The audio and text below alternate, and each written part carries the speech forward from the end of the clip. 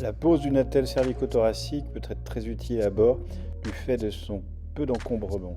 Il s'agira de protéger un éventuel blessé suspect d'une lésion du rachis. On commence par immobiliser la tête et on positionne un collier cervical.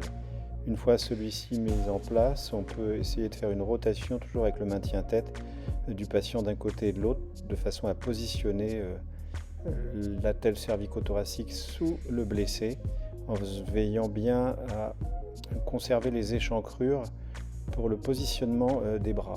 Donc on pivote d'un côté puis de l'autre et on fait ensuite passer les différentes sangles nécessaires pour l'immobilisation du rachis.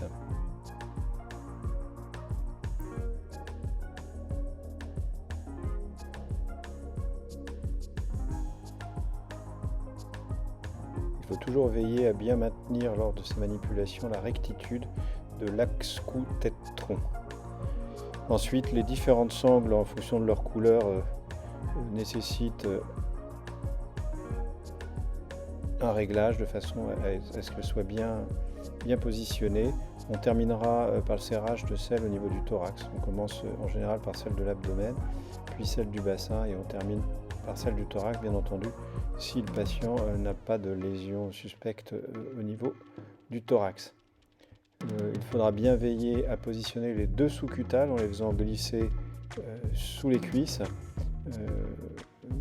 Celles-ci sont forcément à bien serrer car le risque est que lorsqu'on verticalise un peu le patient, sinon l'attelle risque de glisser sous ses bras et ne plus faire l'office de maintien de l'axe cou-tête-tronc de façon efficace. Il existe sous l'attelle différentes sangles qui permettra la manutention.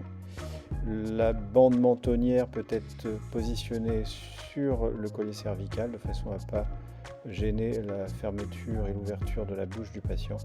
Et on termine par une bande au niveau du front. Le portage est relativement aisé avec les plusieurs sangles qui sont disposées sous l'attelle de quai. Celle-ci n'est pas homologuée normalement pour une traction seule avec un boot. Il faudra toujours qu'il y ait une sécurisation par les porteurs.